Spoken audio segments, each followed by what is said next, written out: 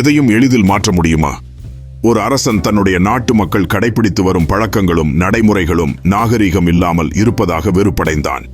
அவற்றையெல்லாம் மாற்றி அமைத்து புதுமையான பழக்கங்களை புகுத்த விரும்பினான்.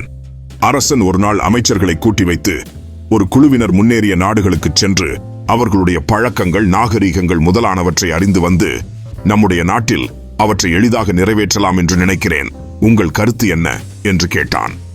அரசன் கூறியதை அமைச்சர்களும் அதிகாரிகளும் ஆமோதித்து பாராட்டினார்கள். அரசன் கூறியதை பாராட்டாமலும் பதில் கூறாமலும் ஒரு அமைச்சனமாக இருந்தான். அவனை பார்த்து, என் திட்டத்தில் உமக்கு விருப்பமில்லையா என்று கேட்டான் அரசன். ஒரு வெள்ளைத்தாளை எடுத்து அதை 2ஆக 3ஆக மடித்தான்.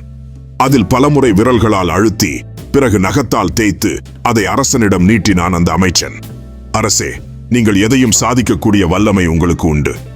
உங்கள் எதிரில் எந்த எதிர்ப்பும் நிற்காமல் மறைந்துவிடும் என்பதை எல்லோரும் அறிவார்கள். ஆகையால் நான் காட்டிய தாளில் உள்ள மடிப்பை அதில் அடையாளமே தெரியாதபடி செய்ய முடியுமா பாருங்கள் என்றான் அந்த அமைச்சன். அதை கேட்ட அரசன் தாளை வாங்கி பார்த்து சிந்திக்கத் தொடங்கினான்.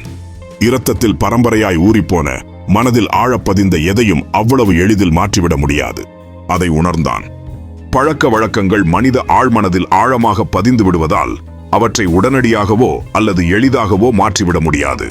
தேனடை கட்டுவது போன்றே நல்ல பழக்கங்களை ஆரம்பத்திலிருந்தே பழக்க வேண்டும். என்றால் தீய பழக்கங்களுக்கு அடிமையாகி அதிலிருந்து விடுபட முடியாமல் போகும்.